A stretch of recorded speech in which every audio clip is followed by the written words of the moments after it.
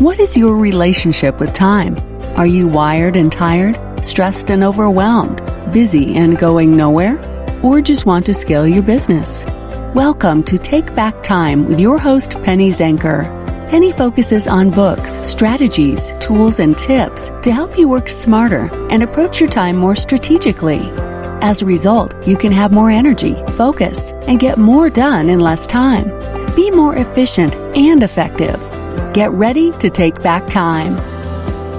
Hello and welcome to Take Back Time. My name is Penny Zenker and I'm your host. Today, we're going to talk about the definition of productivity.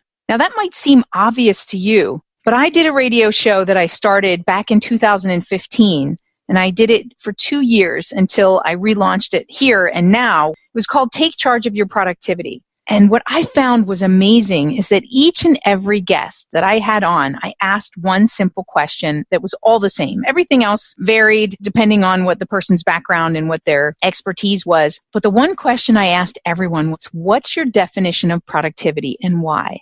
And what I found that was most interesting was not a single person gave me the same answer. Now, why do you think that is? What's your definition of productivity? Think about that. Write it down because it matters. If you're going to be gauging and rating yourself on how productive you are, well, then you need to be clear on what it is you're rating yourself against. How will you know that you're productive? How will you know that you've gotten done what makes you more productive? Because sometimes we might feel productive because we're checking things off a list, because our brain is getting, hits of dopamine every time we check something off the list. But in reality, that's not productive. We might be busy, but that's not necessarily productive. So I want you to really think about and hone in on what's your definition of productivity. My definition is very simple. It's when we're both efficient and effective. And that's why I created a framework called the productivity zone, which basically when we're in the zone, we are both efficient and effective. That means we're not under-functioning and we're not over-functioning. We're in the zone, that productivity zone. And if you're a runner, you may have heard of that zone before, when you just start running and it feels effortless and you're just going and you're in the zone. You probably also had those days where you got so much done, you felt like you did more today than you did last week. You were clear, you were focused, you went and plowed ahead. So you know what it feels like to be in the flow. But we want to be in a productive flow, which means that we're both efficient and effective. So that's my definition. And what I'd like to do in this episode is just share with you some of the people that I had on my show and what were the definitions that they gave that I think that you'll find really, really interesting. And I want you to think about those and reflect upon, each and every one of them. And also, as you reflect upon your own, I want you to think about the people that you work with around you. So even if you're a solo entrepreneur, you work with other people. You have partners, you have other people that you interact with that you might outsource to and so forth. So I want you to think about not only what your definition is, but how are you interacting with others, because they might have a different definition and that might put you in a different place. So you might want to also include some discussion as you're working together to get very clear on the things that you consider to be productive work. This was actually a recent topic for me with one of my clients who was used to working on his own. I was a financial planner, and he brought in an assistant, and he was really frustrated with this assistant because they were doing studying and other types of things during the workday, and that, in his opinion, was something that you do after work. Well, he has a different idea of productivity than she does. She's obviously being productive because she's studying for an important exam that's going to help her in her career and that's going to help her in her role with him. However, they have different ideas, different expectations. And when we work with others and we have different expectations, that can be a challenge. It can create resistance. It can create conflict. And so it's important that not only do you know your definition of productivity, but you get really clear in sharing that with other people or working together to create a common definition of productivity so that everybody is on the same page. So go ahead and enjoy this next segment with the various different definitions of productivity from people who have been on my show in the past. Distractions are the enemy of productivity. Go to distractionquiz.com and find out your distraction profile. Are you a time zombie or a hamster? Take this free distraction quiz today to rate your ability to focus on what keeps you from being a wizard.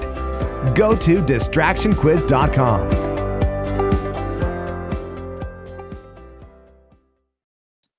Do you know what productivity really means? Do you know what it means to you in your life with your relationships and environment and circumstances? Are you clear on exactly what you're here to improve? How do you define productivity, and why do you define it that way? I define productivity, so much of it is around, what happens when you're not in the picture. See, I think everybody talks about how productive they are, but I believe, and we'll talk about this later, is that quantum productivity really starts with how effective are you when you're not in the way. What I would define as productivity is the constructive contribution a person makes to others that results in some lasting improvement. So the constructive contribution that you're capable of making to others that results in some lasting improvement. Could be a better mousetrap, could be a better team, could be a better marriage.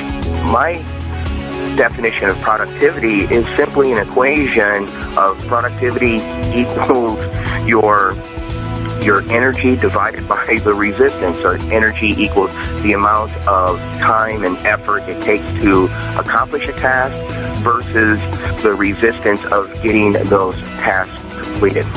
The ability for you to get the things done that you want to get done,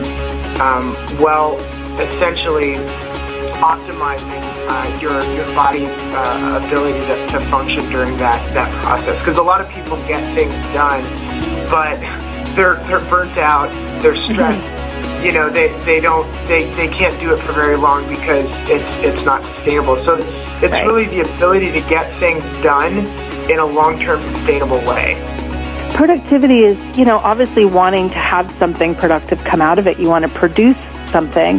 But I think that oftentimes we look at the quantity, or we look at how many things we can cross off of our to-do list. And sometimes we actually have to slow down and do less in order to ultimately have more output.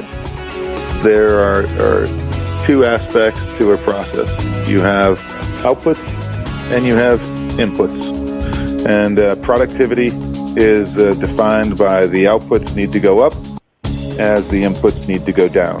So in a sense, the formula for that is productivity equals outputs over inputs. Productivity to me is really about getting to the heart of what is the absolute most important thing for me to do, and then really focusing on that and ignoring every other distraction. So now it's your turn. Here's the exercise. First, write down, what is your definition of productivity? Do it now. Second, what has to happen in order for you to feel productive? List those things now on a piece of paper. This is your first step in enabling you to create a championship psychology so that every day you can give your 100% to get your productivity so that you feel that you're getting the most out of every day.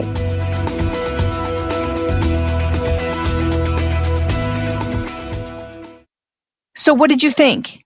Did it make you change your definition of productivity a little bit? Did it enable you to see some other perspectives? I'm sure it did. And as we open up our perspectives, we get wiser, we can be more strategic in the way that we approach things, and that's our objective here. I hope that gave you some additional reflection, some other perspectives to think about. Maybe it changed your definition of productivity, or maybe it just enhanced your overall view of the topic, getting you to think in a more strategic, in a wider way. And that's what this whole show is about. That was What is Productivity? And we'll look forward to other great episodes that are coming up. I'm really excited of what we've got on deck and the people that we've got to interview. So make sure that you're here for the future episode, and I'll see you in the next episode.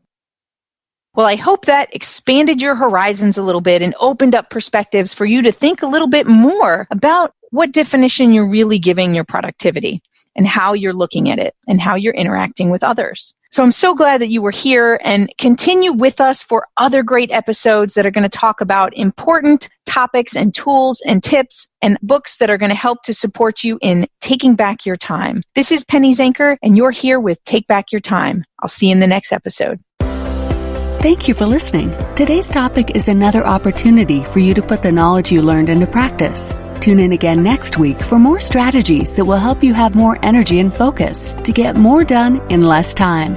so you can continue to take back time.